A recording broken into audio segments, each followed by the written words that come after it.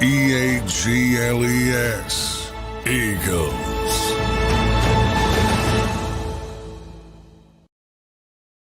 Welcome back to another edition of Football 24/7. I'm your guy, Tone DeShields II, and I'm here with my man, John McMullen, our Eagles insider for JAKIB Sports. Before we get too deep into the content, you guys know where I'm going with this. Make sure you guys smash that like button. Make sure you guys stay engaged in the content, and also make sure you guys subscribe to the JAKIB Sports YouTube channel. And if you want more from John McMullen, if you want more of his writing, more of his articles, more of his insight, go check him out on jakibsports.com. That's JAKIBsports.com. And also you can check him out on SI.com as well. He does a great job covering Philadelphia Eagles on Eagles Today Fan Nation. So, John, how are you feeling this evening, my man?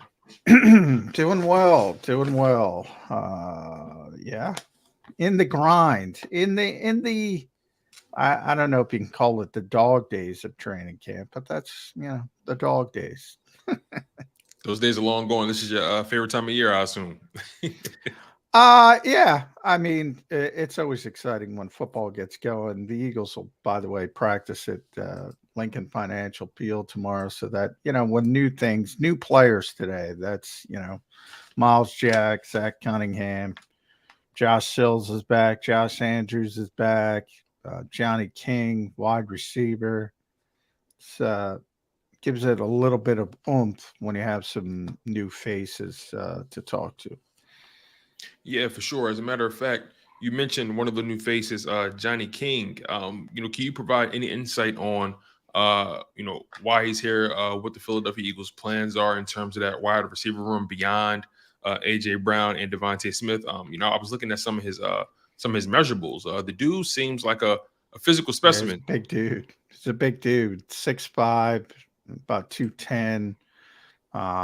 Undrafted rookie, was with Indianapolis, and they waived him. The Eagles signed him.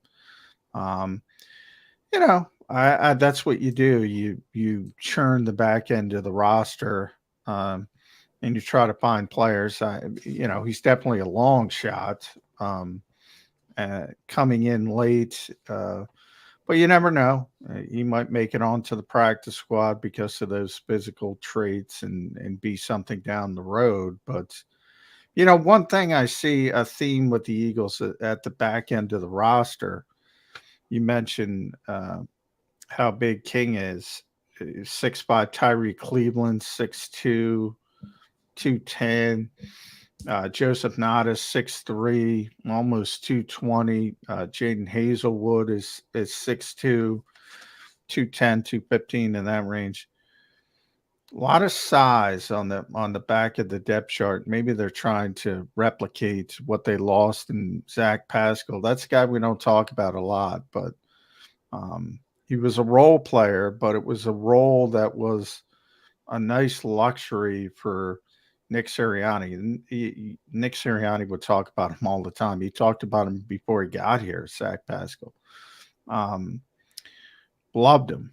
And maybe they're trying to find that sort of big receiver that is willing to do the dirty work, because it's a luxury. You're like, it's not a big deal when you don't have it. You're not concerned, but it's nice when you do have it. PFF graded him the second best blocking wide receiver in football last year. So, wow.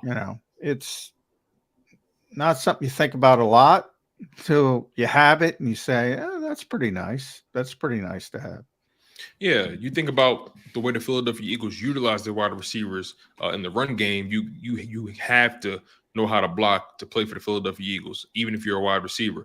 A guy that doesn't get that much credit for his blocking tendencies is Devontae Smith. He's not the biggest guy, and his blocking isn't always pretty, but he always seems to be on the right side of things, and he always seems to manage to get guys into the end zone.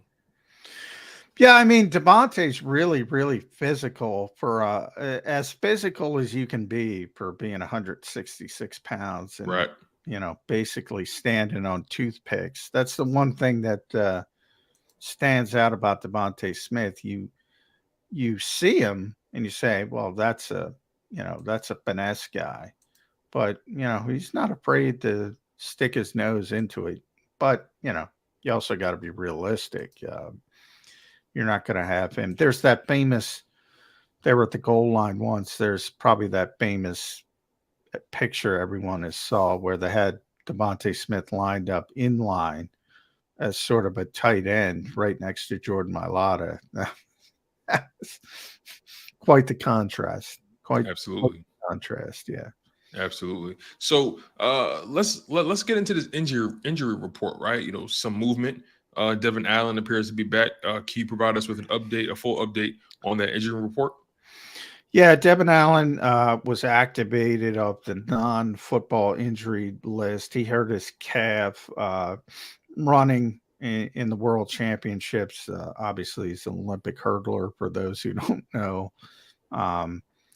And he hurt his calf before training camp. So he's back in a limited fashion. He wasn't a full go. James Bradbury also back in a limited fashion from his groin injury, but not working in team drills or 7-on-7s, just did individual work. Nakobe Dean still out with that ankle injury, but he was working off to the side. It looks like he's close to returning. Certainly not going to play, obviously, in the preseason game, but he probably wouldn't have played even if he was healthy, to be honest. But hold on, really quickly, why is that the case? Because Nakobe Dean, out of all the players that were on the injury report, fascinates me the most.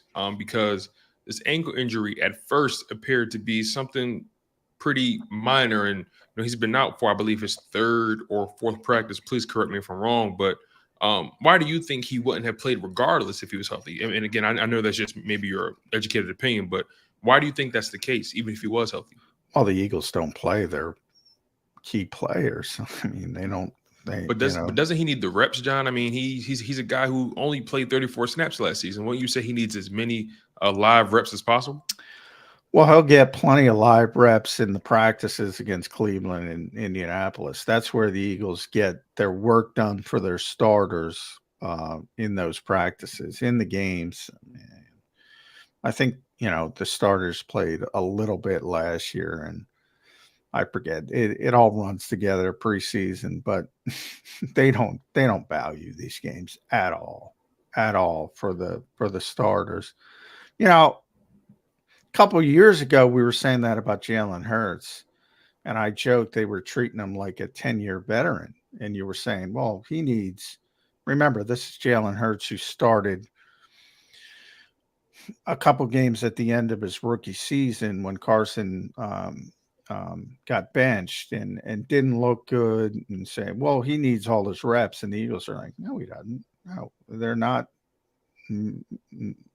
meaningful. So – same thing with Nakobe. Yeah, he's one of their key players, so he's not going to play a lot in the preseason. That's just their philosophy. Preseason is for the other guys. The preseason's for Johnny King to show up. That's who the preseason's for. Tanner McKee, Joseph Nada. I joke the Ravens have the greatest streak in current pro sports, 23 consecutive preseason wins, which is amazing. I'm not even joking. It is amazing. I never thought we'll have the word amazing and preseason in the same sentence. Yeah, because it's just so random and so weird to have all these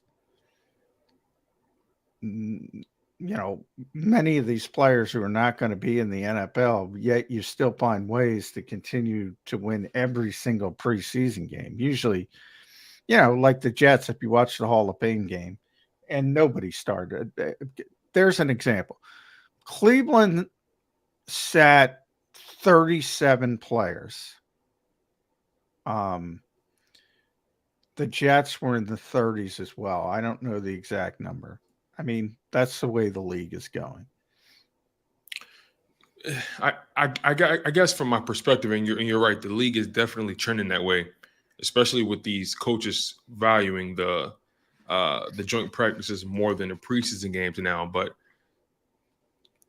is it possible for a joint practice to truly replicate the the speed of an actual game. I mean, I fill in those gaps for me, because that's something I guess I still struggle with that notion.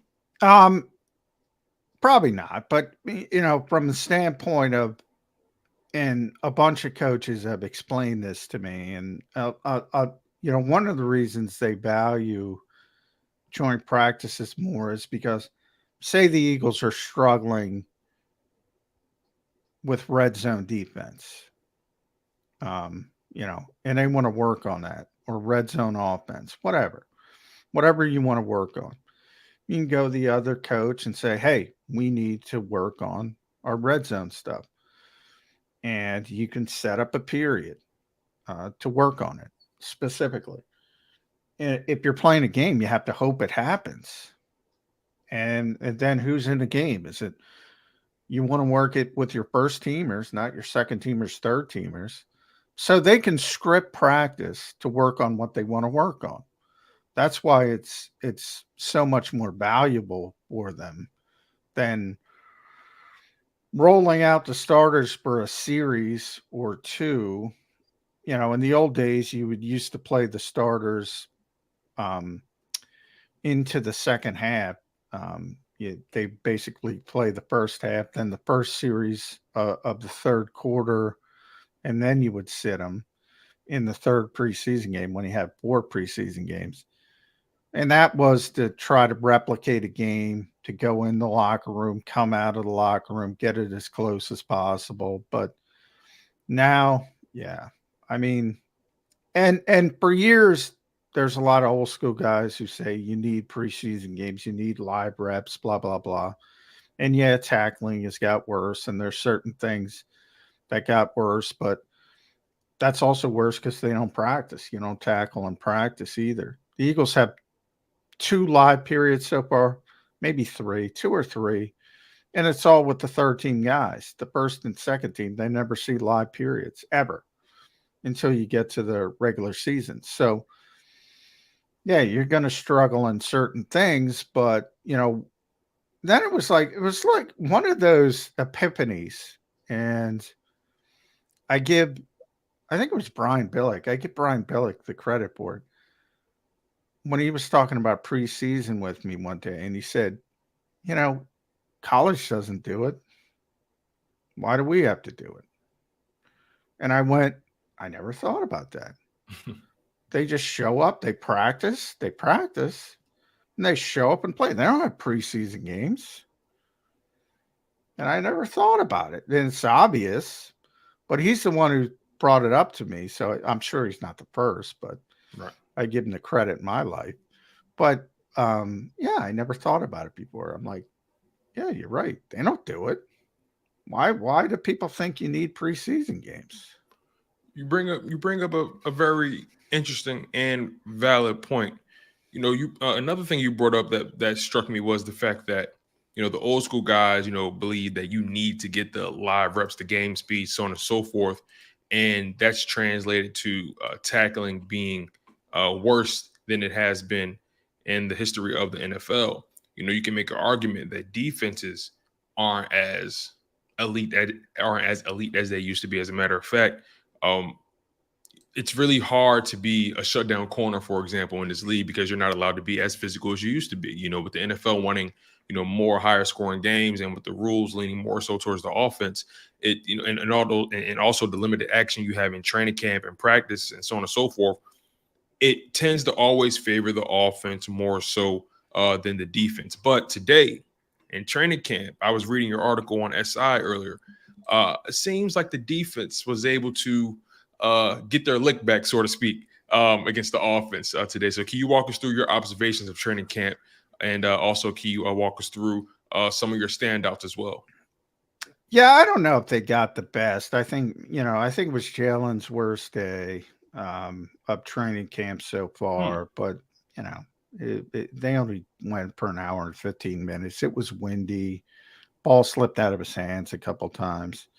They were doing end of game drills, so almost desperation drills. So one of the things where you see these training camp statistics, they don't tell you the context. Like if it's 4th and 15 with 15 seconds left, you're supposed to throw the ball in the end zone, try to win the game, and sometimes it gets intercepted. That happened again today, end of the game. So, and he probably would have been sacked anyway before the interception. But so a lot of that is contextual, and why the coaches hate when people do training camp stats, but because there's, they don't know the objective of particular drills and all that kind of stuff. But now the one thing I was interested with the defense is Sean Desai threw a lot of stuff out there today that was kind of weird.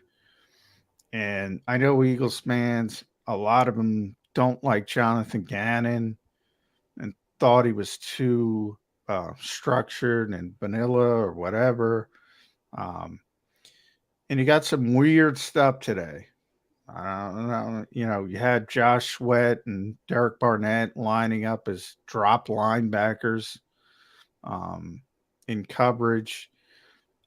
You had 4 safeties on the field at one time in that end of the game situation, which resulted in Justin Evans getting an interception, or they might have blown the play dead. Actually, it was we were going back and forth because Janarius Robinson was probably going to have a sack anyway. But yeah,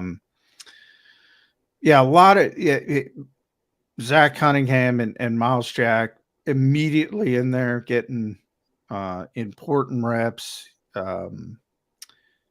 Calais Ringo, I think, first time I saw him get a first team rep in 7-on-7s. Derek Barnett getting first team reps. A lot of weird stuff going on. And, it's that point where he's trying to figure out who can do what can they do.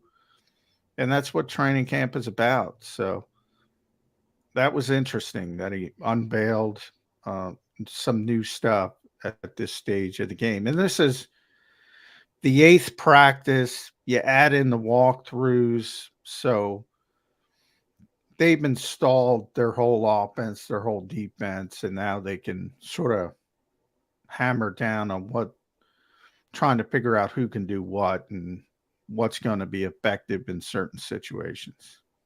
Yeah, absolutely. It makes you think, how far along they are in terms of grasping the new defensive concepts that Sean Desai is installing, but also what's been your evaluation of the players in terms of how they've been receiving Sean Desai as the D coordinator and also receiving the things he's trying to install in this defense? I understand that they both Gannon and Desai come from that Fangio tree, but no leaf is the same as the other leaf. You know what I mean? So I'm curious. Yeah, well, that's the interesting. Jonathan does not come from the Big Fangio tree.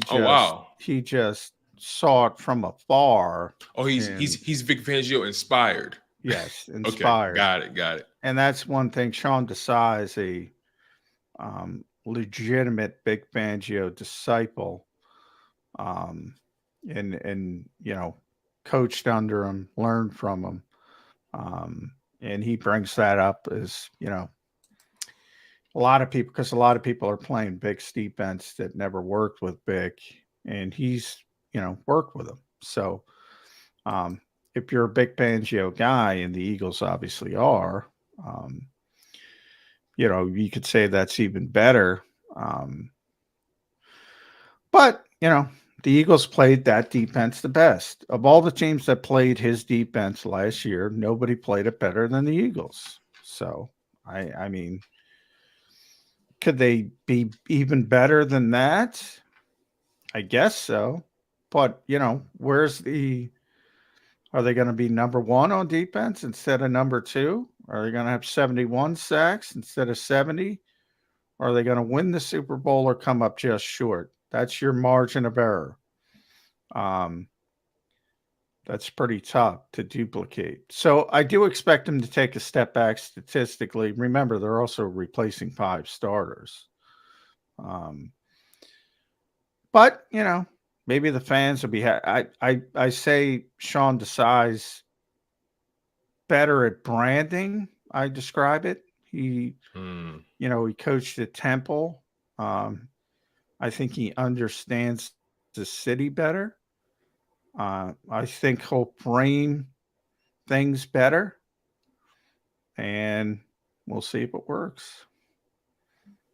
We briefly talked about Miles Jack and Zach Cunningham, being, plugged in as well. I'm curious to know, what was your thoughts on how they looked? I was reading that Miles Jack got some opportunities with the first team. What's been your evaluation of those guys and how they fit in? And also it's only been one day, so much has to transpire. And also within the COVID Dean now, those guys are going to obviously get more reps, and we're going to see various combinations of Morrow, Ellis, Cunningham, Jack, so on and so forth. But by your estimation, how are those guys fitting in? How did they respond to Sean Desai throwing the kitchen sink at everyone? Well, it's one day, Right. I mean, now it was interesting to me. Zach Cunningham started out on the second team with Sean Bradley.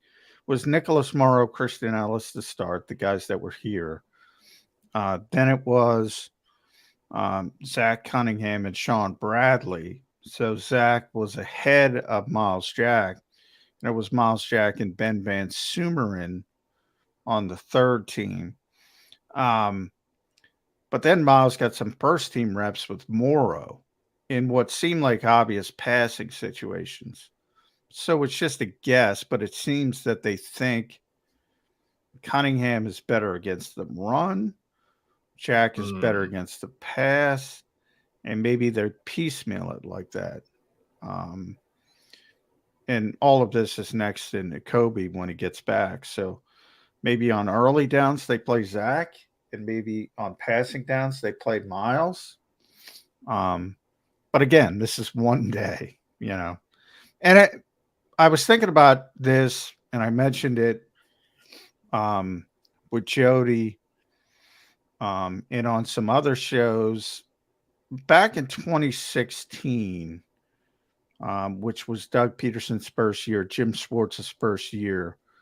The Eagles brought in Stephen Tulloch, who, if people remember him, was a very good linebacker with Tennessee and Detroit with Jim Schwartz. And we said at the time, we're like, oh, Schwartz got Tulloch.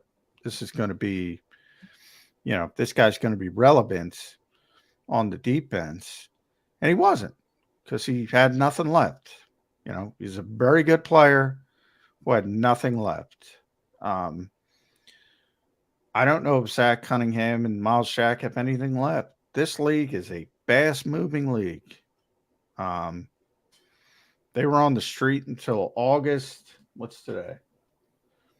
August 7th. August 6th. Nobody was banging down their doors. This league moves very, very quickly. So it's conceivable there's Stephen Tulloch as well. And if that's the case, I think Howie will keep looking. But, it's worth a roll of the dice at this point, because you don't want to go into a season with Kobe Dean, Nicholas Morrow, Christian Ellis as your top three linebackers.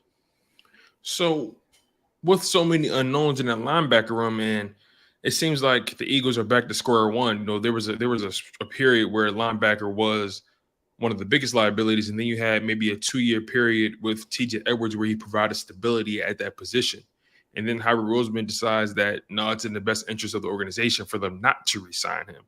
And then they bring in, then they elevate Kobe Dean.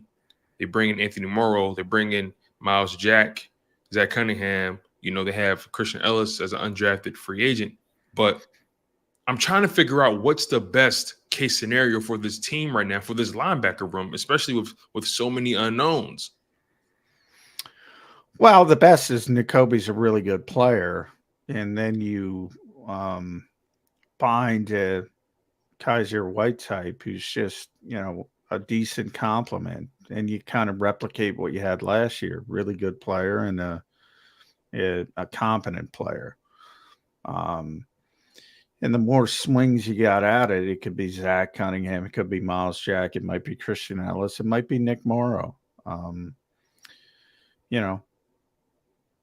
But and Howie said this a couple years ago, not the first one, but hope is not a strategy. And I think I've said it pretty consistently. I agree for the most part that who was I talking? Clay Harbor was at practice this week, the former Eagles tight end, and he lives in Chicago, is a big Bears fan, was at Bears camp as well, and he was talking about how good the Bears off-ball linebackers are compared to the Eagles off-ball linebackers. Well, they damn well should be because they spent $100 million on off-ball linebackers. Tremaine Edmonds. It's a lot of money just for the linebackers. I'm sorry. It's a lot of money. Yeah, and TJ Edwards. So, the Bears aren't a good team. They're not a good organization. They haven't been for a while. Maybe they're starting to turn things around.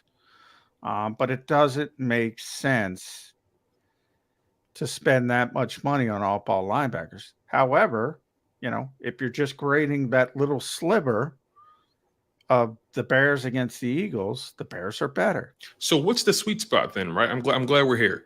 What's the sweet spot cap wise when it comes to spending money on your linebackers? Obviously, the Eagles are clearly on the far side of the spectrum when it comes to not spending money on linebackers. The Bears have completely went neck deep into spending all this money on the linebackers. $100 million is a lot of damn money, John. So what's the sweet spot for a team when it comes to building that linebacker room? What's optimal for a team in 2023 in this modern NFL? Well, if you would have told me before free agency, because, friend of the show, Brad Spielberger, who, a friend of Birds 365, who's pretty much the best cap guy out there that's not working in the league. He had projected TJ getting, it was 9 or 10 million a year, on a 3-year deal after the season he had. He got 6.5. If you would have told me that before free agency, all right, TJ's getting 6.5, I would say, oh, he'll be back. He'll be back, and then you just replace Kaiser White with Nakobe Dean. And if that happened, you're fine. We're not even talking about that. Made the this. most sense to me. That felt like the most natural transition, at least getting Nakobe Dean on the field and allowing him to develop properly next to someone, who has the experience. We're not even talking about this as an issue if they did that. Now, I would say TJ grew up in Chicago, suburbs of Chicago. He was a Bears fan growing up. Maybe he just wanted to play for him. Maybe the Eagles did want to bring him back. I haven't heard that, but and there are other things that can factor into it. But yeah, I mean, the Bears have gone too far in one direction. The Eagles have gone too far in the other direction. But guess what? The Eagles are the Super Bowl contenders. So, if you're sitting here in February and you're saying the Eagles got upset in the divisional round or the NFC Championship game or whatever, and the linebackers are just terrible, it's going to hurt a little bit, I would imagine, because they've taken it too far. Before we get out of here, I'm going to cover some lighter topics with you. Jalen Hurts, and he made the NFL top 100 list for the first time in his very, very young career. Last year, he wasn't on the list at all. Had a very, I would say, average season, all things considered. Managed to get the team to the playoffs with a 9-8 record. Then he just catapulted his game to an entirely new level, and he was able to not only make the top 100, but also he was ranked number 3 by the votes of his peers. What was your instant reaction when you saw that not only him making the list, but being number 3? What was your instant reaction to that? Well, if you've listened to my show, and you have, Tone, because you have to, I'm in the who cares camp. I don't give a shit about any list. You know, Carson Wentz Oh man, was number 3 in at one 2018, point. right? Look, I've been in the locker room where the guys vote on this. I tell the story all the time. Every year they come around and they hand out these little papers. I send out a picture. I tweet every year. They spend about we're 30 minutes plus into this show. They spend about maybe 1/5 of that filling out this list. Wow. They scribble names down, but what it does, like, and don't get me So wrong, what is that, about 6 minutes? yeah, and don't get me wrong. I mean, Jalen had a tremendous year. He's runner up. It means a lot to be recognized by your peers, and he's very popular in the league. And you know, it's great. You can't say he's disrespected for one day. But you know, the same people, and I brought this up, you know, Nick Bosa was 4. And a lot of Eagles fans got upset because Hassan Reddick was whatever he was. I couldn't even tell you, in the 30s, 40s, whatever. And they'll say, well, Hassan outplayed Nick Bosa in the NFC Championship game. You can't have it both ways. You either like the list or you don't like the list. But list in general, if you don't like it, go to the next one. Or make your own list, right? Yeah. You know what's so funny? I'm curious, you know, would you care if you made it top 3 in the top 100 of NFL journalist list? Would you care then, John? Depends who's making the list. A list amongst your peers. And if they take it seriously or not. Like Jimmy Kempski did top for those who don't know, the Eagles, and I hate when Jimmy does this shit, but he did a couple years ago, the Eagles beat is very competitive, and he did top face-off question winners. He rated us all by how many face-off questions we won, and I finished first. And people said, "Are you excited that you finished first?" And I'm like, "No, that just says I'm the biggest asshole of the group because I keep charging ahead, and win more question face-offs than most people." So I wish I could be a fly on the wall for John being in his natural element, you know, being in those press rooms. I wish I could be a fly on the wall just seeing John is throwing bows, just trying to get his question off. No, it's not like that. But you know, basically, and by the way, I'm surprised. I don't think I should be number 1. I think I should. I'm top 5, but I don't think. Okay, I like that, John. The confidence, I like it.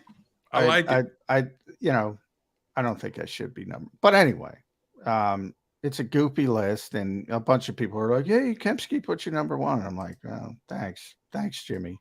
I appreciate it, but yeah, who cares?" So Still, for the record, I'm very consistent.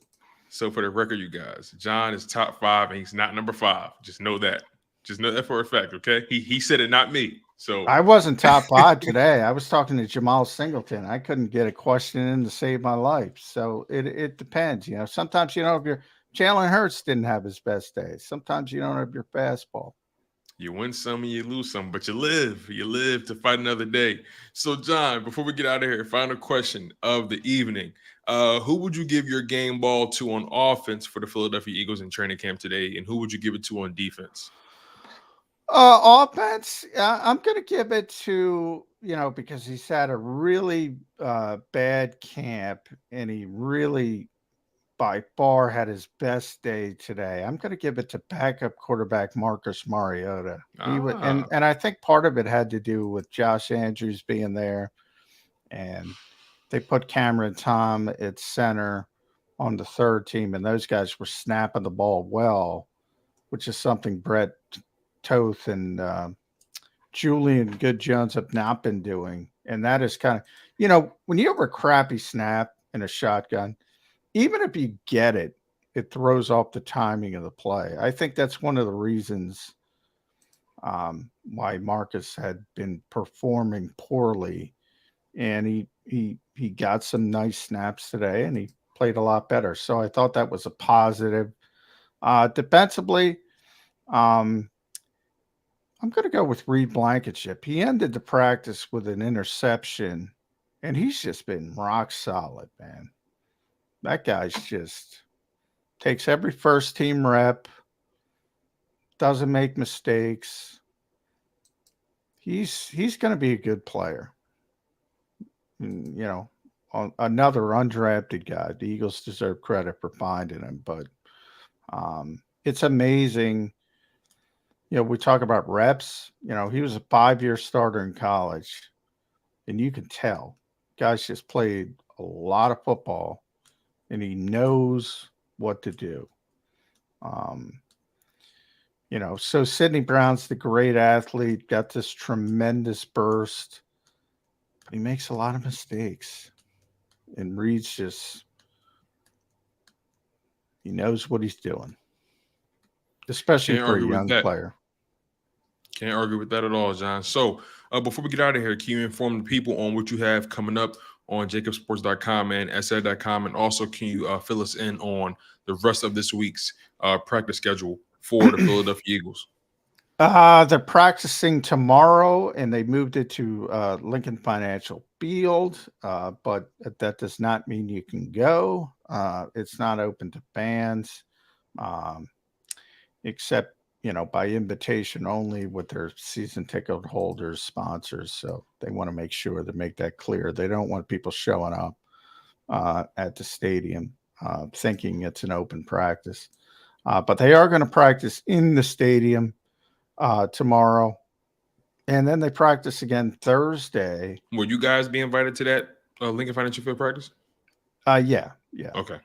They have to open it to the media, otherwise they would not. But yeah, they have to. Yeah, so they practice at Lincoln Financial Field. Thursday, they're back at the NovaCare Complex. And then they're off Friday. The game is Saturday in Baltimore. 23 consecutive games the Ravens have won in the preseason, the greatest streak in professional sports, I like to call it. That is such a weird stat. I'm sorry. That is such a weird stat. Tanner McKee and Joseph Nada, baby. Time to step up and break the streak. All right.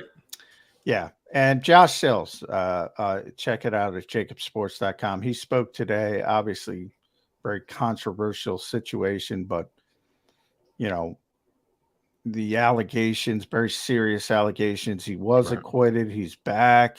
And the Eagles, they're going to give him a chance because, you know, they could have not provided him to the media, cut him next week, and have been done with it. The fact that, you know, he's going to get an opportunity to prove he belongs on this team. And I know some people aren't going to agree with that, but legal system isn't perfect, but that's all you can rely on from the Eagles standpoint. And that's sort of what they did. And he was acquitted, so he's back. There you have it, you guys. So if you want more content from John, if you want more from JAKIB Sports, make sure you guys subscribe to the JAKIB Sports YouTube channel, and also check John out on JAKIBsports.com. That's JAKIB Sports.com. And you can also check him out on SI.com as well. Make sure you guys smash that like button. Make sure you guys continue to stay engaged in the content. And if you're watching this after the fact, we didn't forget you guys, okay? Make sure you guys comment below and comment on the show. We really appreciate all the input you guys provided. It really means a lot to me. So, again, stay locked in, you guys. You guys were locked in on football 24/7. I'm your guy, Tony DeShields II, and I was here with our Eagles insider, John McMullen. Take care, you guys.